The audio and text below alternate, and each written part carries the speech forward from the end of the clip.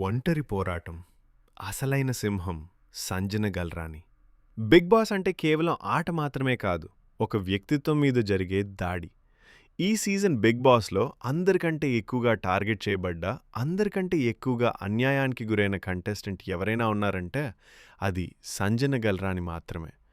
మొదటి కెప్టెన్గా సత్తా చాటిన వైనం. బిగ్ బాస్ సీజన్ 9లో అడుగుపెట్టిన మొదటి రోజే తన మైండ్ గేమ్తో, స్ట్రాటజీతో అందర్నీ ఆశ్చర్యపరిచి సీజన్ 9కి మొదటి కెప్టెన్గా నిలిచింది సంజన. కానీ ఆమె ఎదుగుదలను చూసి ఓర్వలేక మిగిలిన కంటెస్టెంట్లు ఆమెను ఒంటరిని చేయడం మొదలుపెట్టారు. త్యాగం, అది ఫేక్ కాదు, ఆమె మంచితనం. హౌస్లో తన తోటి కంటెస్టెంట్ల కోసం సంజన చేసిన త్యాగాలు చాలా ఉన్నాయి. కానీ ఆమె త్యాగాన్ని ఫేక్ అని ముద్రవేసి ఆమె మనోభావాలను దెబ్బతీశారు. ఆ త్యాగాల వల్ల ఆమె తన సొంత గేమ్ని కూడా పక్కన పెట్టింది.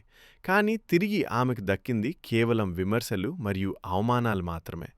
టీం నిర్లక్ష్యం మరియు housemates torture. Bigg Boss team ఆమె గేమ్ను ఎప్పుడూ ప్రోత్సహించలేదు. ఆమె చేసే మంచి కంటే చిన్న తప్పుల్లే హైలైట్ చేస్తూ వచ్చారు. హౌస్లోని సభ్యులంతా ఒక్కటై ఆమెను ప్రతి వారం నామినేట్ చేయడం, గ్రూపులుగా విడిపోయి ఆమెను టార్చర్ చేయడం మనం చూస్తూనే ఉన్నాం. సంజన తన ఆత్మవిశ్వాసాన్ని ఎక్కడా కోల్పోలేదు. ఎందుకు ఓటు వేయాలి? ఎంతమంది ఎదిరించినా, ఎంతమంది అవమానించినా కన్నీళ్లను దిగమింగుకుని క్వీన్ ఆఫ్ కంటెంట్గా నిలిచింది సంజన. బయట ఆమె గురించి వస్తున్న నెగిటివిటీని పట్టించుకోకుండా తనని తాను నిరూపించుకోవడానికి పోరాడుతున్న ఒక మహిళా యోధురాలామె. అన్యాయాన్ని ప్రశ్నించే ధైర్యం అనుకుంటే అన్యాయానికి గురవుతున్న సంజనను మనం గెలిపించాలి. ఒక్కొక్కరు గ్రూపులుగా ఆడుతుంటే సంజన ఒక్కతే సింహంలా పోరాడుతోంది. ముగింపు: నిజమైన ఆటగాళ్లను గుర్తించండి, ధైర్యవంతురాల్ని సపోర్ట్ చేయండి.